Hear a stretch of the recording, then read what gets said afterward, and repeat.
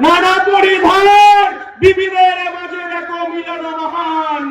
আমার Indian secular front বলছে এই বাংলার আমার হিন্দু মায়েরা হিন্দু বোনেরা মন্দিরে গিয়ে ঘন্টা বাজিয়ে পুজো করবে, আমার মুসলমান ভাইরা মাথায় টুপি পরে মসজিদে গিয়ে নামাজ পড়বে, আর আমার মতুয়া ভাইরা তারা ডঙ্কা বাজিয়ে হরিচাঁদ গুরুচাঁদের পুজো করবে, আর আমার সাঁওতাল ভাইরা আমার আদিবাসী ভাইরা তারা ডঙ্কা বাজিয়ে টুসু পুজো করেন পুজো করবে, আর জল জমি জঙ্গলের অধিকার নিয়ে রাস্তায় থাকবে, আর আমার খ্রিস্টান ভাইরা গির্জায় গিয়ে প্রার্থনা করবে।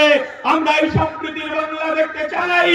মমতা বন্দ্যোপাধ্যায় যখন আমার চেয়ারম্যান এই বাংলার অধিকার, এই বাংলার যুব সমাজের কর্মসংস্থান, এই বাংলার খেটে খাওয়া মানুষের কর্মসংস্থান, এই বাংলার আশা কর্মী, এই বাংলার অঙ্গনারী কর্মী, এই বাংলার জিআরএফ, এই বাংলার সিভিক পুলিশ, এই বাংলার প্যারা টিচারদের যখন অধিকার নিয়ে রাস্তায়, যখন আমার চেয়ারম্যান বলছে কেন ওবিসি বাতিল করে দেওয়া হলো, ওবিসির অধিকার ফেরত দিতে হবে, কেন ভুয়ো এসসি এসটি সার্টিফিকেট দেওয়া হবে, যখন আমার চেয়ারম্যান বলছে আমার কলকাতার রাজপথে আমি একটা ধর্ণা মঞ্চ করতে চাই, মমতা বন্দ্যোপাধ্যায় আপনি আমাকে একটা 10 ফুট বাই 10 ফুটের মঞ্চ বাজারে জায়গা দিন, তখন মমতা বন্দ্যোপাধ্যায় হাজার হাজার পুলিশ লেলিয়ে আমার চেয়ারম্যানকে যখন এই বাংলার মানুষের, বাংলার পিছিয়ে পড়া মানুষের যখন অধিকার নিয়ে লড়াই হচ্ছে, তখন লাথি মারতে মারতে আমাদেরকে জেলে নিয়ে গেছে, 42 দিন জেল কাটিয়েছে।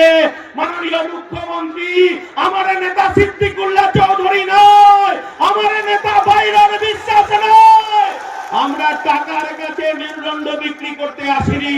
এই বাংলার পিছিয়ে পড়া, এই বাংলার আদিবাসী, এই বাংলার অধিকার প্রতিষ্ঠা করার লক্ষ্যে 2026-এ বোমাগুলি বিস্ফোরণের বিরুদ্ধে আমার দলের সেনাপতিরা খালি পায়ে খেলবে আর রেফারি করবে আমার নওশাদ সিদ্দিকী।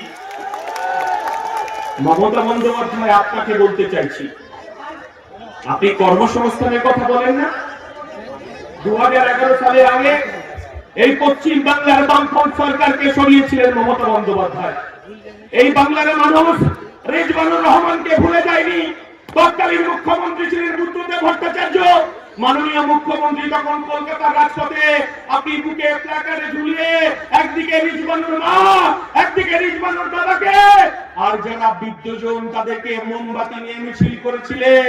আপনি ইনসাফ দেবেন বলেছিলেন, বাংলার মায়েরা কাঁদছে, আপনি লক্ষ্মী ভান্ডার দিয়ে কিনতে পারবেন না। এই বাংলার তিলোত্তমার বিচার চাইছে মমতা ব্যানার্জি, এই বাংলার বিচার চাইছে তামান্নার বিচার চাইছে, এই বাংলা বিচার চাইছে হাসখালির বিচার চাইছে। মমতা বন্দ্যোপাধ্যায় আজকে সংবিধান প্রণেতার বংশধরেই মঞ্চে আছে। আমরা সংবিধান হাতে করে বলতে চাইছি, এই দেশের প্রধানমন্ত্রীর কাজ কি মন্দির মসজিদ তৈরি করা, এই বাংলার মুখ্যমন্ত্রীর কাজ কি মন্দির মসজিদ তৈরি করা। মাননীয় মুখ্যমন্ত্রী আপনি শুভেন্দু অধিকারীকে দিয়ে আপনি বলতে চাইছেন ধর্ম ধর্ম খেলা করতে চাইছেন। 1992 সালে ফিরে যান, এই বাংলার মুখ্যমন্ত্রী ছিল জ্যোতি বসু। যখন 1992 সালে আমার ভারতবর্ষের স্থাপত্য, ভারতবর্ষের ধর্মনিরপেক্ষতা এই শুভেন্দু অধিকারী দল বিজেপি আরএসএস যখন বাবরি মসজিদ ধ্বংস হলো, তখন এই রাজ্যের মুখ্যমন্ত্রী জ্যোতি বসু বলেছিলেন আমি আমার পুলিশ প্রশাসনকে বলে দিয়েছি এই বাংলায় দাঙ্গাবাজরা কখনো সিপিএম হতে পারে না, এই বাংলার দাঙ্গাবাজরা কংগ্রেস হতে পারে না। আমি আমার প্রশাসনকে বলে দিয়েছি মাথা লক্ষ্য করে গুলি করতে। আমরা বলতে চাইছি এই বাংলাকে ভাগ করা যাবে না। মমতা বন্দ্যোপাধ্যায় আপনি ভেবেছেন এই এফআইআর এর মধ্য দিয়ে আমার এই বাংলার সংখ্যালঘু মুসলমানের তাদের অধিকার, কবরস্থান, তাদের ঈদগাহ, তাদের মসজিদ, তাদের মাদ্রাসা আপনি 5 দিনের নোটিশে আপনি দখল দিতে চেয়েছিলেন বিজেপিকে। আমার দলের চেয়ারম্যান নওশাদ সিদ্দিকী আমরা ওয়াকফ বোর্ডে ছুটে গেছি, সেদিনকে আমরা ওয়াকফ বোর্ডকে বলে এসেছি এই বাংলার অধিকার, এই বাংলার অধিকারকে কেড়ে নেওয়া যাবে না। তাই মুসলমান সমাজ তারা বুক দিয়ে লড়াই করছে।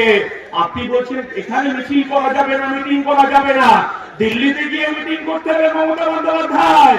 আর আপনি এফআইআর নিয়ে যে কথাটা বলতে চাইছেন, আপনি বলেছিলেন আপনার লাশের উপর দিয়ে এফআইআর হবে, বলেছিলেন তো, বলেছিল না? আপনি কি করলেন? ভাইপোকে বাঁচানোর জন্য 90,000 কর্মচারী আপনি নিয়োগ করলেন। 90,000 কর্মচারী কার? মমতা বন্দ্যোপাধ্যায়ের। বিডিও অফিসের দখলদারি কার? মমতা বন্দ্যোপাধ্যায়ের। বিডিও গুলো কার অধীনে কাজ করছে? মমতা বন্দ্যোপাধ্যায়ের অধীনে কাজ করছে। আর আপনি তো এখানে হিন্দু মুসলমান ভাগ করতে চাইছেন। একদিন কিছুদিন আগে দেখলাম মমতা বন্দ্যোপাধ্যায় আপনি বলতে চাইছেন মুসলমানদের নাকি জব্দ করার চেষ্টা করছে। আমার নওশাদ সিদ্দিকী বলে দিয়েছে এই লড়াই আমাদের বাঁচার লড়াই, এই লড়াই আমাদের জিততে হবে। আমরা বলতে চাইছি কবরস্থানে আমরা বাবা যেটা কাকারা 300-400 বছর ধরে শুয়ে আছে, আপনি এসআইআর এর নথি সাজাতে চাইছে। আমার মুসলমান ভাইরা মায়েরা ভয় পায় না, তারা বুক চিতিয়ে লড়াই করছে। আপনি এনআরসি ভয় দেখাতে চেয়েছিলেন, আপনি ট্যাক্সি রেখে ভয় দেখাতে চেয়েছিলেন। আর আপনি বলেছিলেন বিজেপিকে ঢুকতে হবে, তৃণমূলকে দুহাতে ভরে বাংলার সংখ্যালঘু মানুষ আদিবাসী মানুষ আপনাকে ভোট দিয়েছিল। মমতা বন্দ্যোপাধ্যায় আপনারা বলা শুনে রাখুন, আমরা বলিনি বিজেপি রাজ্য সভাপতি কি ভট্টাচার্য উনি বলেছেন, কি ভট্টাচার্য আমরা বলিনি। উনি কি বলেছেন? উনি বলেছেন 1998 সালে